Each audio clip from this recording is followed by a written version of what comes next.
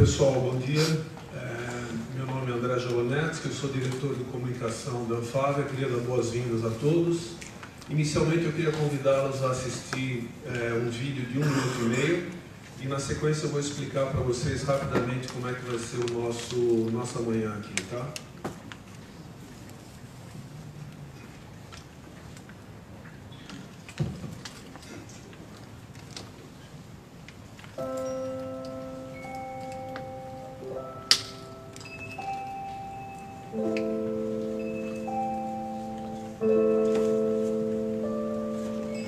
Mãe, você escuta o conselho das suas amigas? Quando o homem do jornal fala na TV, você presta atenção. Até a mulher com voz de robô você ouve? Mas agora tá na hora de você me ouvir.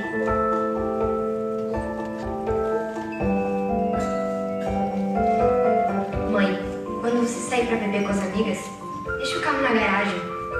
Pai, deixa pra atender o celular depois da viagem. Pai, andar tão rápido é perigoso.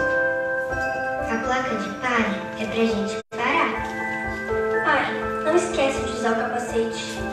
Respeita quem tá andando de bicicleta. Pai, não passa no sinal vermelho. Quando tem gente passando na faixa, respeita.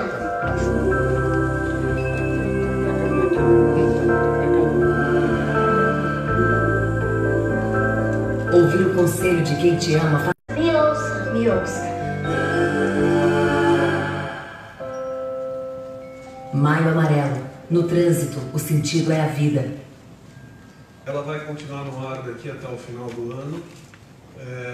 Nós vamos estar fazendo alguns eventos com esses vídeos e outras peças de marketing distribuído para toda a imprensa. Isso vai ser divulgado durante o ano.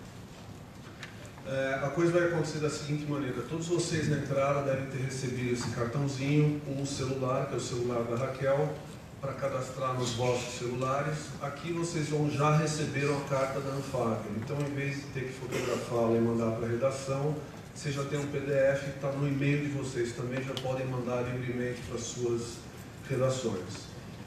Nós vamos ter a apresentação dos números, na sequência um estudo da Price mostrando a competitividade entre Brasil e México. Tudo que vocês vão ver aqui, tanto os números quanto a apresentação da Price, vocês vão receber na saída um cartão como esse com QR Code.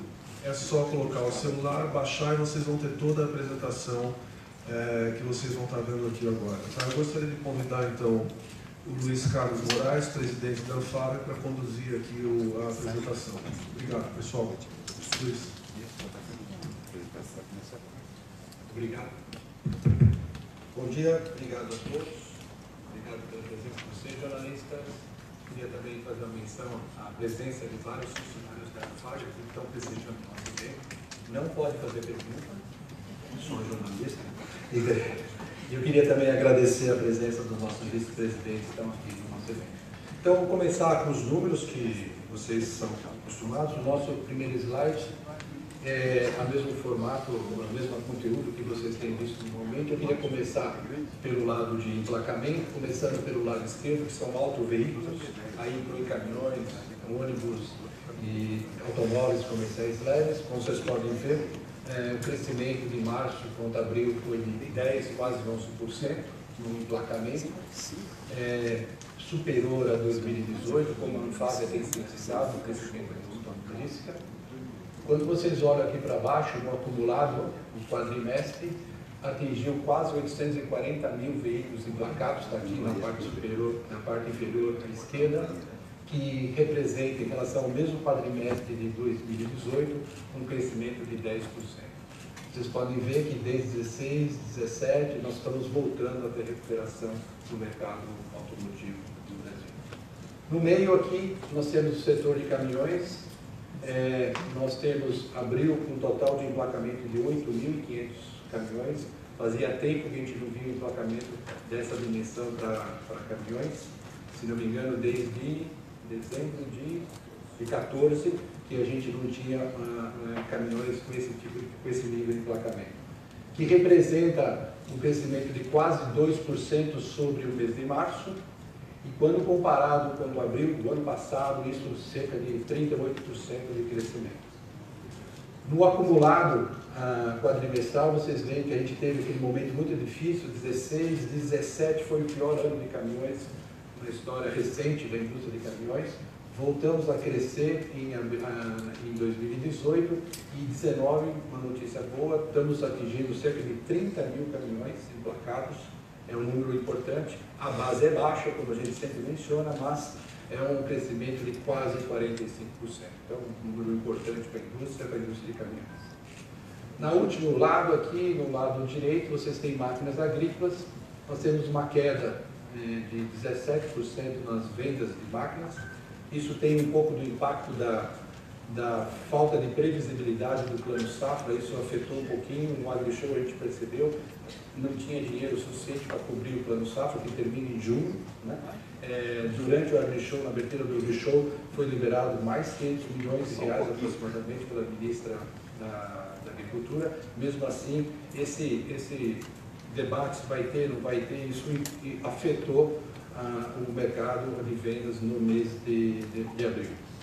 No acumulado, já tem uma visão um pouco mais positiva, com crescimento de 6,4% versus o mesmo período de 2018. Na exportação, como a gente sempre acompanha, vocês também têm acompanhado, começando por autoveículos, que é o mercado total, abril de 2018 ainda não estava impactado pela crise da Argentina, a crise da Argentina começou em julho do ano passado, então o mercado estava rodando com exportação da ordem de 70 a 73 mil veículos mês, que é um número importante. Infelizmente, já agora nós já estamos sofrendo os impactos da crise da Argentina. A crise da Argentina é de dimensões muito fortes, vocês estão sabendo, inflação 55%, taxa de juros acima de 70%, uma crise, congelamento de preços, então isso afetou profundamente. Então março e abril está no mesmo nível, mas quando você compara com o acumulado, é uma queda de 50%, o mesmo mês do ano passado, uma queda de 52%, é uma queda muito forte para a indústria automobilística brasileira. No acumulado, é a mesma coisa, a gente estava indo na ordem de 230, 250 mil veículos vendidos na exportação, o impacto na Argentina fez cair 45%. Então a Argentina continua sendo um desafio para a indústria brasileira. Máquinas agrícolas, crescimento de 14%, e não tem, a Argentina é importante para máquinas agrícolas também, mas não na mesma dimensão de automóveis e caminhões. Eles têm uma exportação muito forte para os Estados Unidos, então o impacto é um pouquinho diferente quando você compara com a indústria como um todo. Então você vê que a queda é de 2,7% e no mês teve um crescimento até de 14%. Quando você transforma isso em dinheiro, isso aqui vai refletir no dinheiro, então em termos de bilhões de dólares, né, você teve, comparado a abril 18 com abril 19, a queda de quase 48%, é um número muito forte, novamente, com efeito Argentina, e no acumulado a mesma coisa, você vê lá que a gente estava rodando 5 bilhões e 600, e a gente caímos para 3,2 bilhões de exportação. Então, os números da Argentina, aqui, tanto em volume quanto em valor, tem um impacto muito importante para a indústria brasileira. Produção, consequência, a indústria teve um mês bom, 11%, apesar da questão argentina, teve um mês bom. No total, são 965 mil veículos produzidos. Vale lembrar o estudo que o Banco Central, o relatório do Banco Central, a indústria automobilística representa 25% do crescimento do PIB total e 30% do crescimento do PIB industrial. Então aqui, mais uma vez, a gente vai ajudar nessa dimensão do crescimento do PIB, e a indústria automobilística está contribuindo para manter o melhor PIB possível no Brasil, com base nesses crescimentos. Caminhões, a mesma coisa, mantendo o ritmo, 13% de crescimento e no acumulado, nível mais ou menos estável. Máquinas agrícolas, 1% de crescimento, e teve uma pequena queda por conta do mercado interno, que eu mencionei, essa questão do plano safra, vai ter dinheiro, não vai ter, isso afetou. Basicamente, produção é isso. Estoques da indústria está estável, não temos nenhuma grande mudança. Em termos de dias úteis também, nenhuma grande variação. É um estoque normal da indústria, que a indústria trabalha para ter uma certa segurança para as vendas na rede de funcionários e estoque na fábrica também. E, finalmente, o emprego estável na ordem de 130 mil trabalhadores em todas as indústrias. Então, basicamente, se vocês forem olhar para o mês passado, não teve nenhuma grande mudança. Os fatos que a gente mencionou na coletiva passada, principalmente a Argentina, são os mesmos que a gente está vivendo esse mês. Então, aqui vocês vão ter acesso a esses dados e, basicamente, são os grandes números desse mês para o setor automotivo. Bom, agora eu vou mudar de tema. Vamos falar de competitividade da indústria. Muitos de vocês, nós temos falado com vocês sobre a questão da competitividade da indústria no Brasil. Nós temos divulgado nas entrevistas, falado muito de vocês, perguntaram para nós como é que é isso, né? Então, eu tenho aqui um estudo que foi feito pela PricewaterhouseCoopers. Vocês vão ter acesso a essa documentação. Inclusive, eu tenho aqui, queria agradecer a presença dos colegas da PricewaterhouseCoopers, o Ricardo Perozzi e o Marcelo Schioff estão aqui, estarão depois à disposição de vocês para dúvidas mais específicas que vocês tenham a ter. Basicamente, o que nós estamos querendo discutir aqui, por que nós não somos tão competitivos quando comparados com o México. Então, a ideia aqui foi, nós 5 montadoras colaboraram e liberaram dados de produção de veículos produzidos no Brasil e que também são produzidos no México, veículos iguais ou muito similares. Esses dados foram disponibilizados pelas montadoras para PricewaterhouseCoopers. A Fábia não tem esses dados, foi tudo centralizado na PricewaterhouseCoopers, com acordo de confidencialidade, etc. E eles compilaram esses dados, né, e fizeram uma análise, e essa análise que nós vamos mostrar para vocês. Então, nós estamos comparando custo de produção de um veículo muito similar, custo de produção no Brasil versus o mesmo veículo muito similar produzidos no México.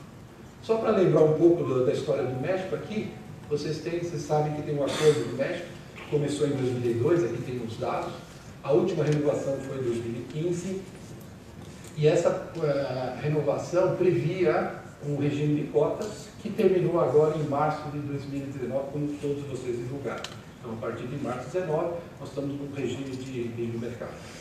Então, para dar uma ordem de dimensão do que nós estamos falando, o México é o segundo maior vendedor de veículos do Brasil, só perde para a Argentina.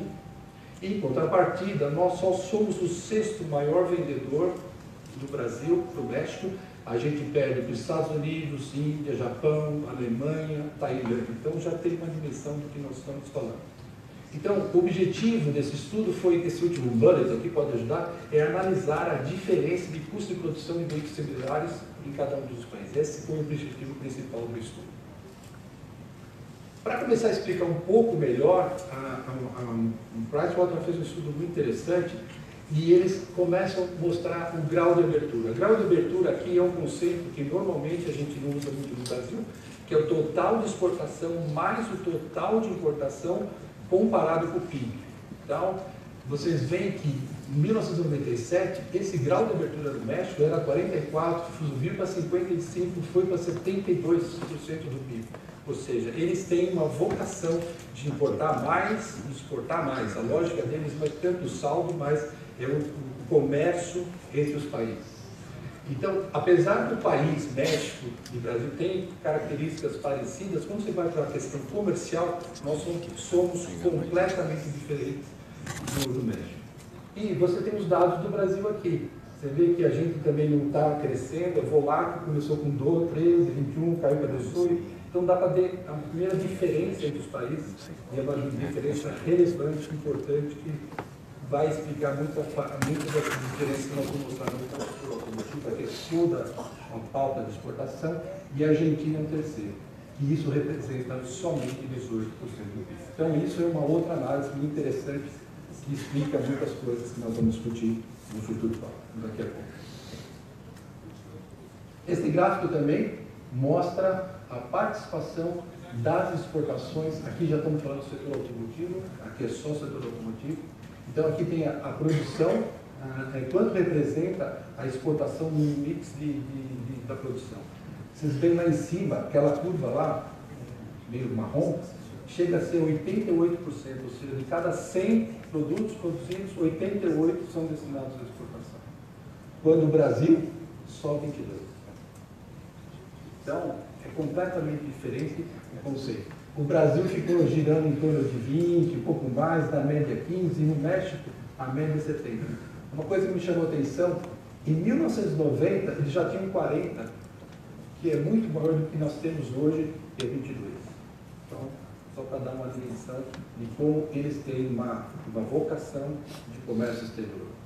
Quando você traduz em dinheiro, você vê também, o volume é muito baixo na nossa relação de abertura comercial, então em termos de dinheiro, os volumes são baixos também. E o México vai crescendo sempre, e sempre pegando carona na recuperação da economia americana. Então isso ajuda, esse é um parceiro muito grande, né? O mercado de automóveis nos Estados Unidos são de cerca de 15 a 17 milhões de carros, de veículos ano. Então um parceiro desse porte ajuda muito a indústria mexicana. Bom, aqui mostra como está a ocupação das fábricas no México. Aqui você vê a produção no gráfico superior, você vê que é uma produção crescente, chegando em 2018 a 3,9 milhões de veículos produzidos no México.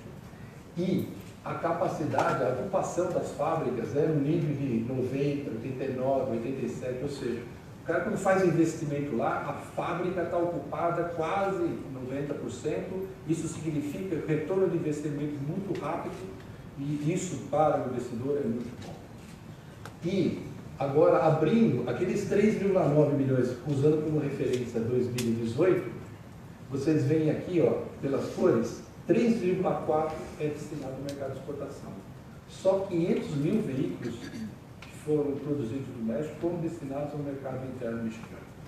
E eles importam ainda 900 mil veículos, basicamente dos Estados Unidos e de outros países também, mas muito dos Estados Unidos. Então, eles têm uma característica, como nós já falamos, muita vocação para exportação, tem uma característica que nos prejudica aqui, que eles também importam veículos usados, às vezes também dificulta a nossa competitividade, porque a gente está vendendo carro novo, competindo com um carro bom também americano, às vezes mais equipado, inclusive, semi-usado. Então isso também dificulta as nossas exportações. Já o Brasil tem aqui o crescimento da produção, está em vermelho lá, nós chegamos no pico em 2013, a capacidade em 2010 estava muito boa, mas depois nós entramos na maior recessão da economia da história dos últimos 6 anos, você sabe, o PIB caiu quase 7%, até um pouco mais, e isso fez a nossa produção despencar. Agora nós estamos voltando a crescer, 2,7%, talvez esse ano um pouco mais, 2,9%, e a ocupação da nossa fábrica caiu assustadoramente, chegando a perto de 50%, 60%. Essa é uma grande dificuldade que ele tem, que a gente tem uma ociosidade nas nossas fábricas muito grande. Diferentemente do México, aqui vocês veem a produção, os mesmos 2,7%, aqui é a questão do arredondamento, 2,8%, 2,2% é destinado ao mercado interno, ou seja, nós somos completamente opostos ao México. Eles destinam 88%, né, para a exportação e nós destinamos a sua grande maioria para o mercado interno. Exportação, pegar 16 aqui foi 500 mil veículos, subiu para 17, 700 mil veículos. A gente tinha um sonho de ter 1 milhão de veículos, era um sonho. Aí em 2018 já tomamos o tombo da Argentina, a Argentina já pegou o resultado de 2018 e atingimos 600 mil. Talvez esse ano 500 mil veículos, é um número que a gente imagina que possa ser possível alcançar, porque a recuperação da Argentina aparentemente esse ano não acontece. Então, nós estamos trabalhando com um número aproximadamente 500 mil para esse ano. E na importação também temos um volume bem estável, né? 300 mil veículos. Então, esse é um diagnóstico, uma análise da nossa indústria no Brasil. Você vê aqui vários anos. Bom, aqui tem uma análise mais qualitativa. A Price separou o Brasil com China, Índia, Rússia e Brasil. Aqui não é uma questão se é bom ou é ruim, é uma questão, uma característica. Esse grupo de países tem um foco mais na produção, um foco local, e o México está inserido em um outro grupo de países cuja o foco é global. Então essa é uma característica desse país e o Brasil está nesse grupo aqui. O que significa isso no mundo real? Nessas dimensões, acordos internacionais, nós somos mais limitados, geralmente a gente está trabalhando com cotas, países com acordos bilaterais com países mais próximos, que não tem grande volume, e aquele grupo de países trabalha com alto número de acordos comerciais com grandes economias. Essa é uma diferença brusca, fundamental. Quando você vê incentivo governamental P&D, normalmente nesses países o incentivo é baixo, lá é muito alto, porque eles têm que produzir veículos atualizados para essas economias maiores, mais modernas, etc. Cadeia de fornecimento, normalmente nesses países você tem fornecedores globais, mas com foco em produção local. E lá, sourcing global. O comprador dessas empresas localizadas nesse país, ele compra onde está mais barato no mundo. Vale, cota o mundo inteiro, não cota só o país onde ele está localizado. Então essa é uma característica que dá mais oportunidades de redução de custo, ganhos de eficiência, etc. Requerimento de segurança, normalmente esses países tendem a atender padrões mais locais e lá eles atendem requerimentos dos países do primeiro mundo, Estados Unidos, Europa, etc. E, não preciso falar, eu já falo isso várias vezes, mas política tributária aqui, nesses países, realmente é muito complexa, pouco atrativa e dificulta os negócios das empresas. E lá, uma facilidade enorme, muito simples, facilita a vida das empresas, carga tributária menor, mais fácil calcular, mais fácil pagar. Então, essa é uma análise qualitativa. E aqui, a gente colocou, a Price fez uma análise interessante e colocou o ROTA. O ROTA endereçou dois tópicos dessa lista, que é a questão do IPD, como vocês sabem, tem um apoio, e também a questão regulatória, que é uma coisa importante. Hoje a indústria sabe, nos próximos 15 anos, e temos uma previsibilidade regulatória, nós sabemos o que temos que fazer e quando temos que entregar. Então, o ROTA endereçou, por isso que está esse ticket, ou seja, endereçou esses tópicos e nós vamos ter um planejamento mais adequado para essas áreas. O ROTA não endereçou, e não era o objetivo de interessar, questões de acordos internacionais, de cadeia de fornecimento e de política regulatória.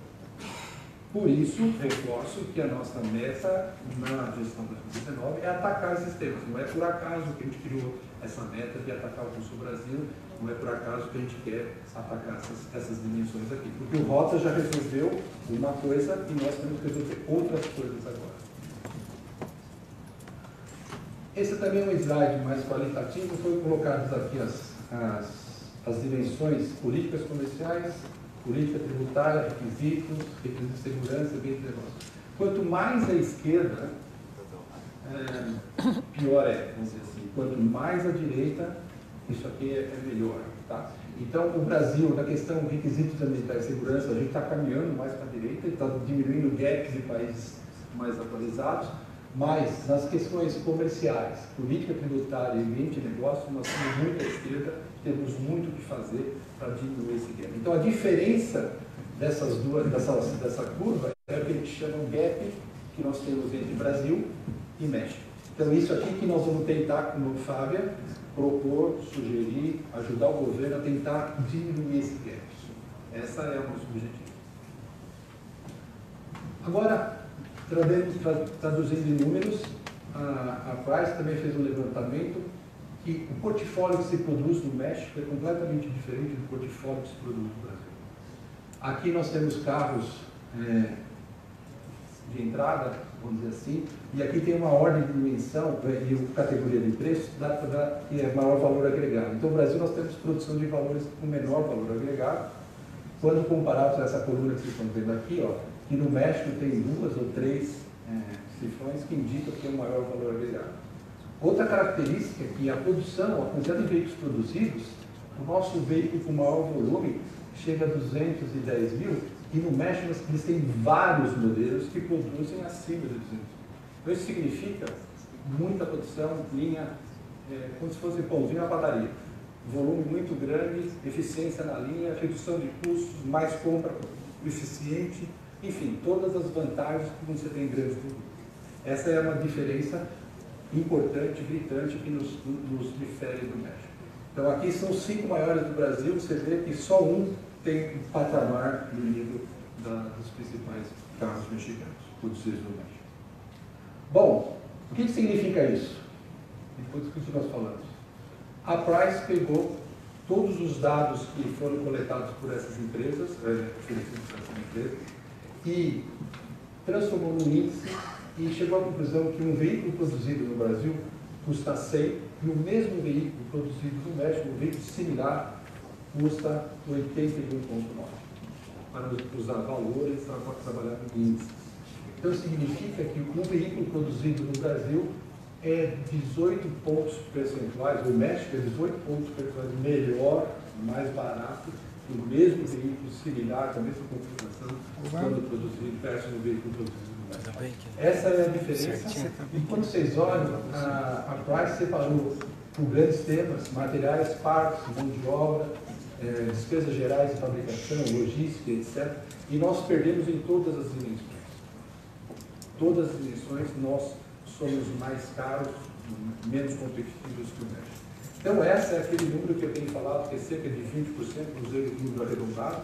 Isso aqui é um estudo, é a foto, é a realidade, não é uma achônica, né? Então isso aqui são dados calculados, apurados pela Price, que é de uma amostra significativa, envolvendo 5 grandes montadoras. Então é um fato, é uma foto. Isso aqui a gente tem que tratar.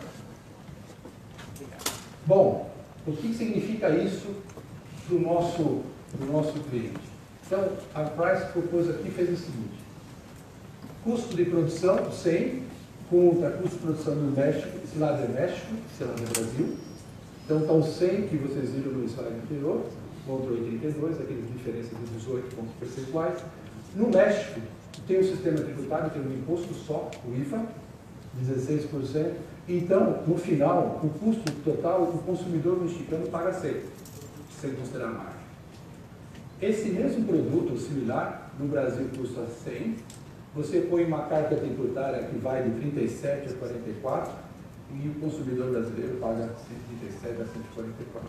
Essa é outra diferença. Então, além da ineficiência que nós temos no custo de produção, nós temos uma ineficiência tributária no Brasil. E no Brasil a gente gosta de complicar, porque no México é um imposto só, uma carga tributária menor, e nós, além de ser muito maior a carga tributária, nós temos uma complexidade tributária enorme. Nós temos ICMS, temos PIS, temos COFINS, temos IPI, e ainda separado por cilindrada. Isso é aquilo que eu falo, que a gente gasta muito dinheiro, muita energia para lidar com os impostos no Brasil. O estudo da Fiesp indica que as indústrias do Brasil gastam 1,2% do seu faturamento para calcular imposto, para preparar sistemas, para defender interpretações diferentes. Quando o fiscal multa as empresas, a gente vai defender gastos com advogados também. Então, além da carga tributária diferente, nós temos um custo adicional que está lá no nosso diferença, que nos impacta e nos prejudica na competitividade. Então, isso aqui é a visão. O consumidor mexicano está podendo comprar esse nível e o consumidor brasileiro está aqui. Essa é a diferença. Então, tem do ponto de vista da montadora e tem do ponto de vista da sociedade. A sociedade está pagando isso aqui no México e a sociedade brasileira está pagando isso aqui. Isso é um fato. E nós temos que enfrentar isso aí. Bom, feito isso, a gente tem uma análise muito interessante feita pela Price, Walker House também. Minha sugestão é que vocês comecem a olhar esse gráfico desse lado aqui. Então, um veículo produzido no Brasil, produzido no Brasil e vendido no Brasil, usando os mesmos números, custa 100. Põe uma carga tributária de 40, usou de 37 a 40, usou 40, para facilitar a conta, significa que nós estamos pagando 140, que o consumidor está pagando 140. Se esse mesmo veículo, similar, o mesmo veículo produzido no México, for vendido no Brasil, ele sai 82, o mesmo número que nós mostramos no anterior, tem a mesma carga tributária, porque o veículo é vendido no Brasil, e tem um custo de logística para trazer o veículo de lá. Então, significa que o mexicano vai ser 12 pontos percentuais mais barato que o mesmo veículo produzido no Brasil. Essa é a consequência da falta de competitividade. Então isso aqui é uma consequência, é um fato que nós temos que lidar. Aí vocês falam, não, vamos exportar, vamos lá, vamos exportar. Então vem para cá. Então eu exporto o veículo brasileiro para o México e vou vender um veículo no México. Sem a carga tributária, vai ser a carga tributária no México, 18. Vou ter custo de logística para levar o carro para lá, vai chegar no México a 124. E o México tem produção local lá, 82 mais imposto. Também tem uma vantagem. Então a gente perde aqui e perde lá. Essa é a conclusão do estudo da Price Waterhouse. Então, esse é a nossa, vamos dizer assim, meta. É por isso que a gente, não é por acaso que definiu atacar o custo do Brasil, competitividade, em todas as dimensões. Reforma tributária, nós apoiamos, queremos ter, porque é impossível viver com a complexidade tributária. Tratar a redução da carga tributária, talvez não já, porque a situação do país não permite, mas no médio prazo temos que enfrentar isso. Questão de logística, questão de eficiência, questão de burocracia, simplificação que afeta toda a indústria. Lembrando que isso, a gente fez um estudo com automóveis, mas analisando todas essas coisas afetam todos os setores, afetam caminhões, afetam máquinas agrícolas, afeta outros setores, autopeças, afeta outros setores da economia. Então isso não é um problema do setor automobilístico. Mas é um problema que afeta toda a economia do país. Por isso, não é por acaso que a gente defende a busca da competitividade do país, e essa é a nossa meta para 2019 e 2022. Basicamente é isso que eu queria dividir com vocês. Esses dados serão disponibilizados. Queria agradecer mais uma vez a Price Waterhouse pela qualidade do estudo, pela metodologia que foi utilizada, bem didática no nosso entendimento. Esse material já foi divulgado para o governo, foi mostrado para o Ministério da Economia e com base nele nós estamos definindo as metas e ações junto com o governo. Então, aquilo que vocês estão vendo já está divulgado para o governo e é a nossa base no nosso início de trabalho. Ok? Pessoal, nós vamos ter meia hora numa questão de logística aqui dentro para fazer perguntas e respostas. Se a gente precisar continuar, nós vamos para uma sala aqui preparada também para poder receber todos os jornalistas. E na sequência a gente vai ter o pessoal de rádio e televisão também, o Luiz vai estar disponível. Então quem quiser fazer perguntas sobre as duas apresentações em números ou do estudo da Price, fica à vontade, a gente vai passar microfones. E como eu disse no início, nós vamos ter as duas apresentações disponíveis inteiras para vocês na saída pelo QR Code, tá? Vai estar no nosso site da Anfávia. Então quem quiser fazer pergunta, por favor, já temos uma lá. Bom dia. Está ligado? Microfone aqui.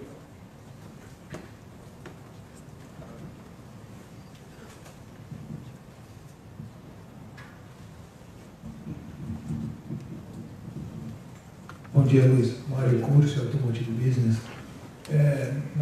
No coletivo anterior, nós tínhamos a expectativa, a possibilidade de uma revisão para baixo das exportações. Isso ocorreu? A gente já tem novos números? Ele se mantém?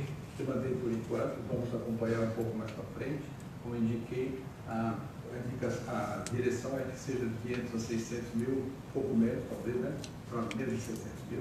E a gente, se tiver um fato relevante diferente, a gente volta a falar meados de junho. Obrigado.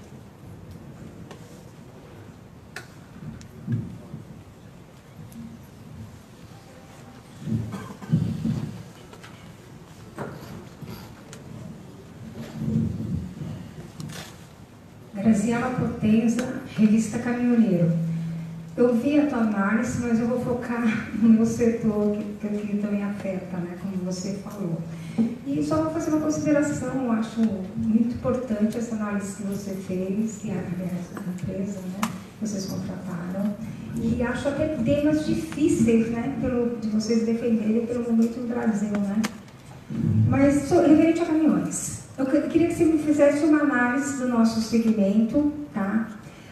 Se é o extra pesado que vai continuar puxando este ano esse setor, né? E também, ou se a gente tem esperança dos semi-leves também, de uma participação maior este ano. Bom, o setor de caminhões está crescendo um volume bastante importante, versus o ano passado, uma fase baixa. Basicamente, como você tem falado, é extra pesado. O extra pesado hoje já representa mais de 50% do total de veículos vendidos no Brasil. E o crescimento dele é 63%, bem acima da média geral de todos os subsegmentos. Na questão de serem pesados, estamos tendo um crescimento, não na mesma proporção, mas isso depende um pouquinho da economia. Os outros setores da economia precisam também crescer na mesma função do agronegócio, distribuição urbana, e-comércio. A gente tem que ter um equilíbrio no crescimento do PIB. A gente só vai ver esse crescimento homogêneo quando todos os setores da economia estiverem na mesma velocidade. Acho que esse ano talvez ainda não. Acho que esse ano ainda continua sendo o extra pesado, a grande locomotiva fazendo o dia a dia do setor de caminhões.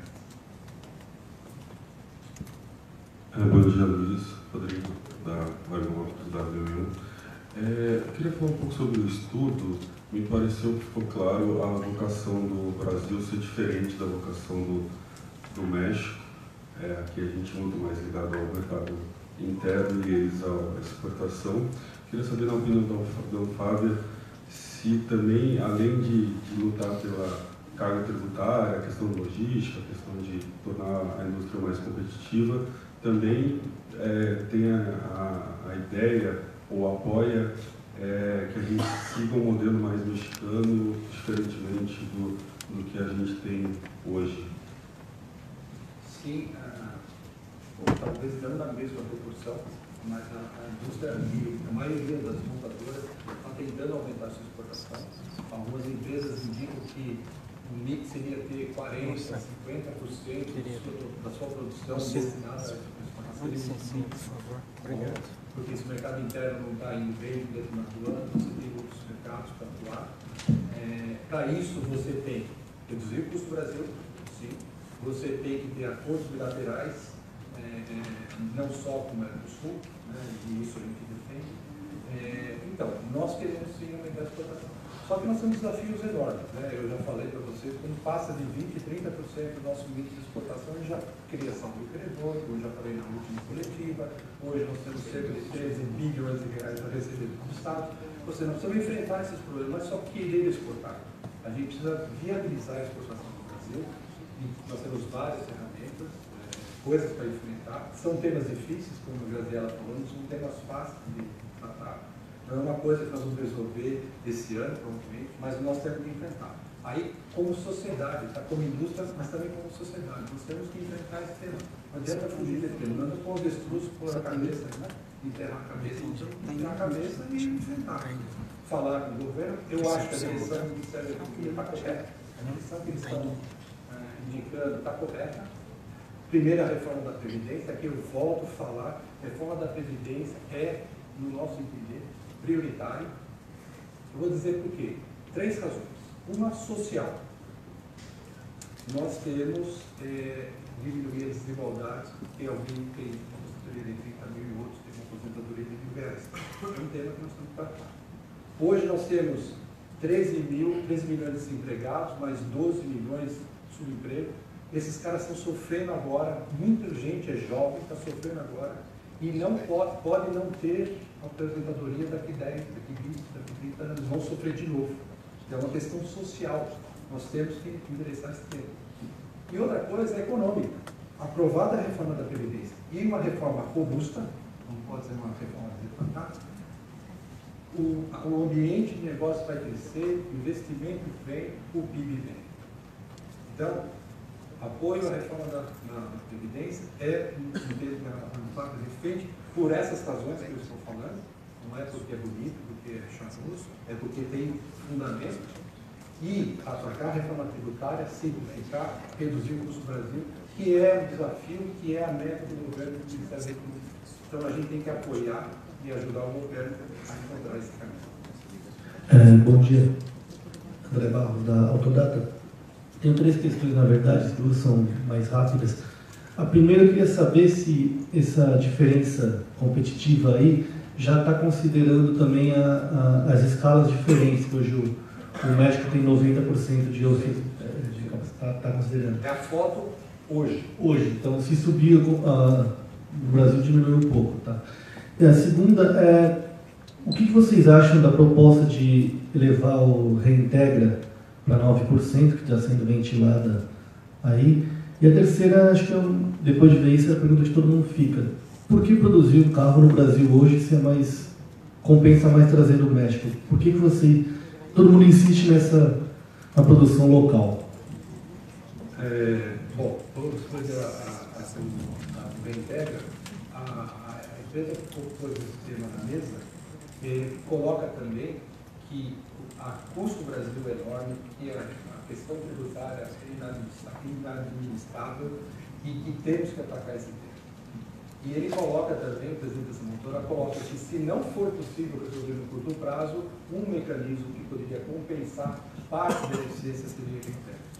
Mas ele não deixa de mencionar aquilo que nós estamos mencionando aqui. Então eu queria reforçar muito mais a questão de atacar a causa do que buscar um remédio que não elimina a causa, que não acaba a doença. Nós temos que enfrentar a causa. Nós temos que descobrir qual é a doença e ir lá resolver a doença. Senão nós vamos ficar sempre sendo ineficientes. Não vai resolver o problema. Então essa é a questão. E a questão, por que nós insistimos? Porque nós somos brasileiros, gostamos da indústria brasileira, gostamos de gerar emprego no Brasil e tem uma indústria muito moderna no Brasil. Vocês conhecem nossas fábricas, são tão modernas quanto as nossas matrizes e nós não podemos perder esse volume de produção no Brasil, a possibilidade de gerar emprego, a possibilidade de influenciar o PIB, como eu acabei de mencionar, que nossa indústria influencia o PIB de forma robusta. E temos um mercado muito bom, não podemos considerar. Nós temos 220 milhões de brasileiros que consomem, podemos atender esse consumidor aqui no Brasil, sim. Então, essa que nós defendemos. Oi, Leonardo Félix, da Quatro Rodas. Duas perguntas. Primeiro, em relação a uma contextualização do estudo que eu achei muito bom, mas eu achei que faltou uma questão da posição geográfica. O México ele fica localizado do lado dos Estados Unidos e boa parte da produção do México é voltada a atender o mercado dos Estados Unidos. Inclusive, quando o Donald Trump ameaçou, enfim, fechar a fronteira, passar toda a produção de volta, isso impactaria de uma maneira bem importante.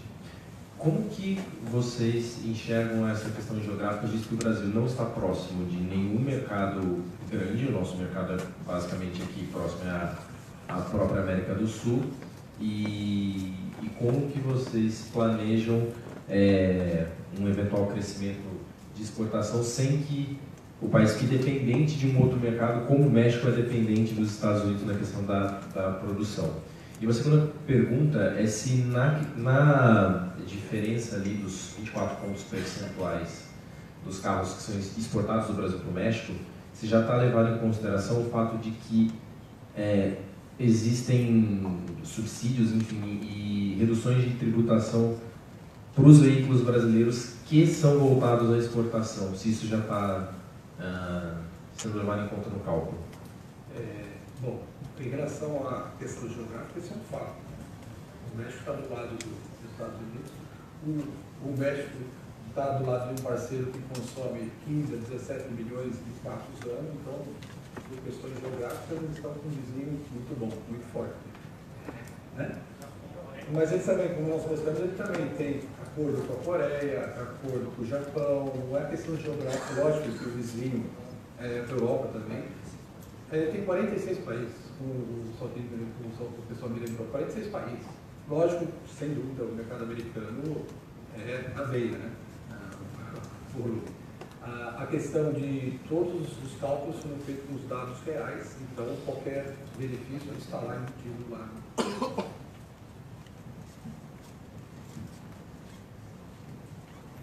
Flávio, da revista Motor Show.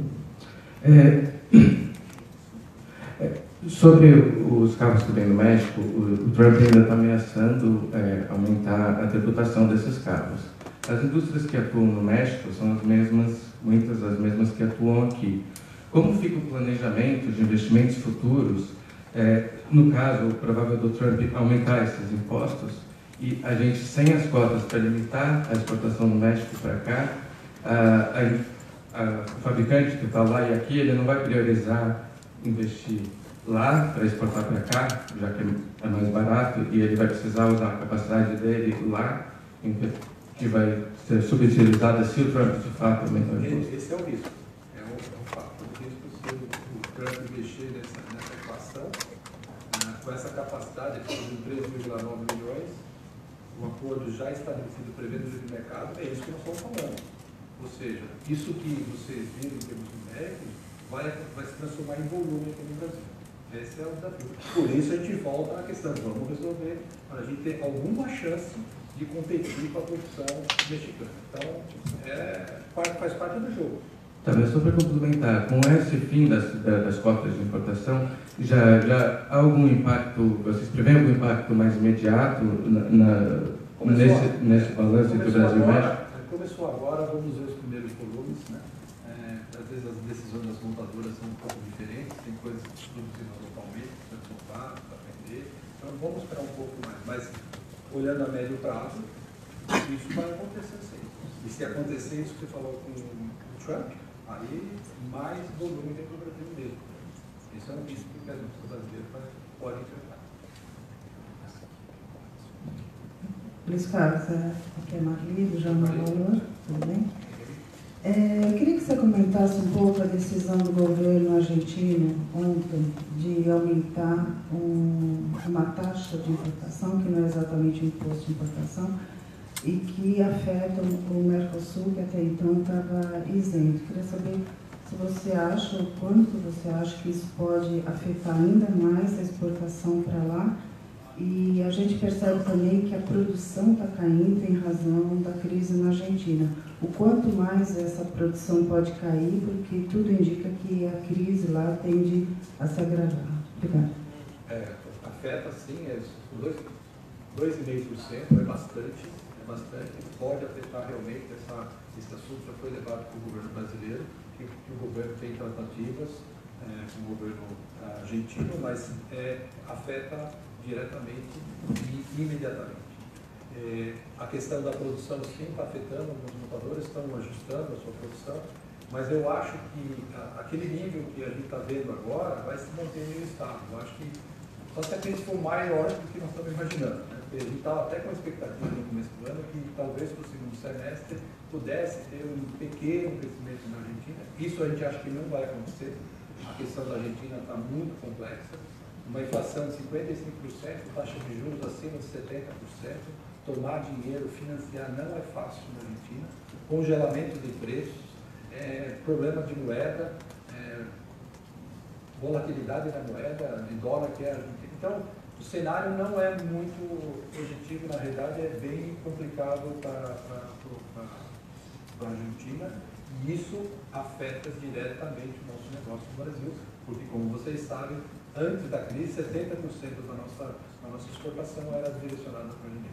Mais uma razão para a gente não ficar tão dependente do mercado. Agora, a consequência, sim, nós não estamos otimistas com a Argentina. E tem eleição, que é um outro fator que afeta, cria instabilidade política, e isso afeta a economia também. Graziela Potenza, Revista Caminhoneiro. Eu vou falar uma frase: novos tempos, novas cabeças no governo. Como a Anfávia ela vai se posicionar em relação à renovação de frotas de caminhões, que há anos eu venho escrevendo matéria e nunca acontece. Como que vocês vão se posicionar agora com o novo governo? Então, você sabe que nós somos defensores da renovação da frota, você sabe muito bem quais são as razões, né? Segurança dos veículos, questão ambiental, consumo adicional de diesel, conforto para os motoristas, isso tudo, nós, sociedade, estamos pagando no preço do frete, nós estamos pagando essa conta na questão ambiental, nós, sociedade, estamos suportando por essa ineficiência.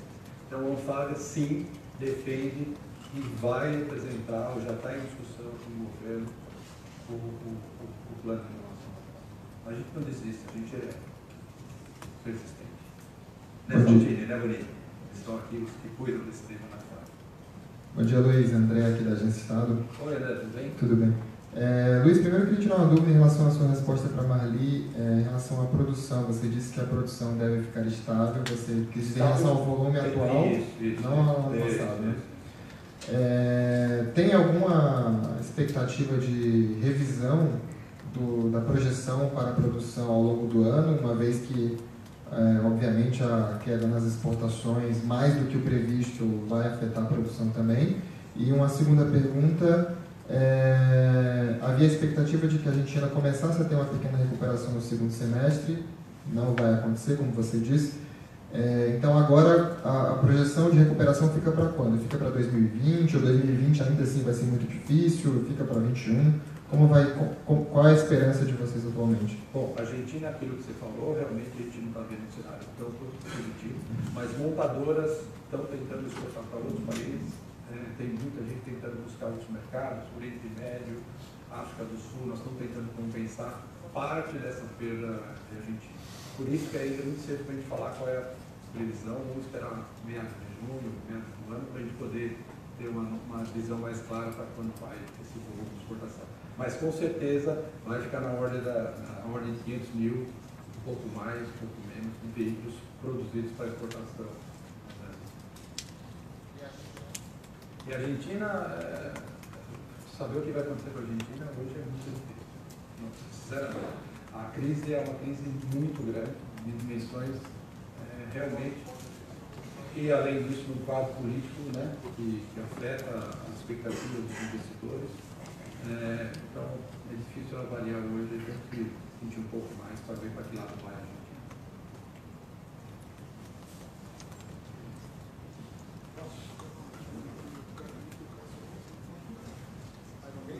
Chegou? Pedro. Oi, sobre a questão de venda de caminhão no país, a gente tem visto um aumento significativo em relação à base baixa, mas especialmente no extra pesado, como você falou, ou seja, está se vendendo para um setor só e um setor exportador, né? É isso que está mantendo a venda. O PIB não cresce, portanto os outros, e a cada mês se rebaixa a previsão de crescimento do PIB, né? Isso, quando saturar essa venda de caminhões extra pesados, a gente está vislumbrando já uma próxima crise no mercado de caminhões? Eu volto a falar, nós temos que crescer, não tem jeito no Brasil, não dá mais para ficar. Nós tivemos um tombo na economia, como eu já falei na D23, de 7%, é a pior crise da história do país. Em 2017 o PIB cresceu cerca de 1%, 2018 cerca de 1%, e esse ano tem expectativas, estão diminuindo a expectativa. Não tem jeito, caminhão é PIB. PIB tem que transportar produtos produzidos pelo país. Então nós temos que crescer o PIB, não tem jeito. Por isso que eu volto na questão das reformas. Reforma é fundamental. O Ministério da Economia entregou uma reforma para o Congresso. O Congresso agora é protagonista. A bola está com o Congresso. O Congresso tem que analisar, digerir, mudar, mas tem que aprovar. Quanto mais rápido aprovar, obedecendo o ritual do Congresso, as sessões de discussão, de debate, tem que seguir, tem que aprovar a reforma. Pessoal, eu sempre gosto de lembrar que nós temos 25 milhões de brasileiros desassistidos sem mercado de trabalho, ou trabalho subutilizado. São 13 milhões de desempregados e 28 milhões de subempregados, mais 5 milhões de desalentados. Então, essa é a situação que o país está passando. Então, nós precisamos ter a aprovação da reforma para começar a atacar outros temas, como a reforma tributária, redução do custo do Brasil. Não tem jeito, não dá para adiar. É uma questão que nós temos que enfrentar. Goste ou não goste, o Congresso tem agora a obrigação, o dever de discutir e aprovar a melhor reforma tributária para o país. Se ela for desidratada, daqui 3, 4 anos nós vamos discutir essa reforma. E aí nós vamos ter um plano de garantia, como eu falei, no dia 23. Sérgio Quintanilha, do Guia do Carro. Luiz, não ficou muito claro para mim a questão da previsão da produção. Este ano, em 2 meses, a produção foi inferior à do ano passado. Em um mês foi igual, e um mês que foi maior foi um pouco maior, que foi esse mês agora de abril. E no ano passado, em abril, foi 261 mil carros produzidos, e em maio caiu para 212. E esse ano, em abril, 267 mil. A previsão é de manter na linha dos 267 ou fica igual ao de maio do ano passado? Eu te falei, a gente fica olhando mês a mês, porque senão você tem impacto mês a mês, coisas. Então a gente dá uma olhada mais para frente, em meados de junho, a gente reavalia se vai mexer na previsão de vendas e produção. Senão a gente fica mudando todo mês, não dá para fazer isso. As variações mensais, eu como economista não gosto de ficar olhando um ponto, eu gosto de ver a tendência. Se essa tendência permanecer em redução, obviamente a gente vai ter que adaptar o planejamento da fase, sem dúvida. Mas não vou fazer todo mês essa modificação. Luiz, só mais uma pergunta a respeito do estudo. Eu acho que ficou claro pela apresentação que a gente tomou uma goleada de um 7-1 ali do México.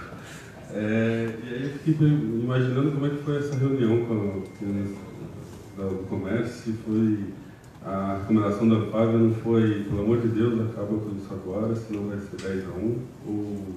A reunião com quem? Vocês não apresentaram para o governo? Como é que ficou a recomendação? O Ministério da Economia, eles têm muito claro isso, não é nenhuma surpresa para eles. Talvez no setor automotivo eles não tinham o detalhe, o valor preciso, mas com certeza o Ministério da Economia tem essa dimensão e sabe disso. Isso não é só para o setor automobilístico, eu reforço. É para esse custo, essa ineficiência é para toda a economia.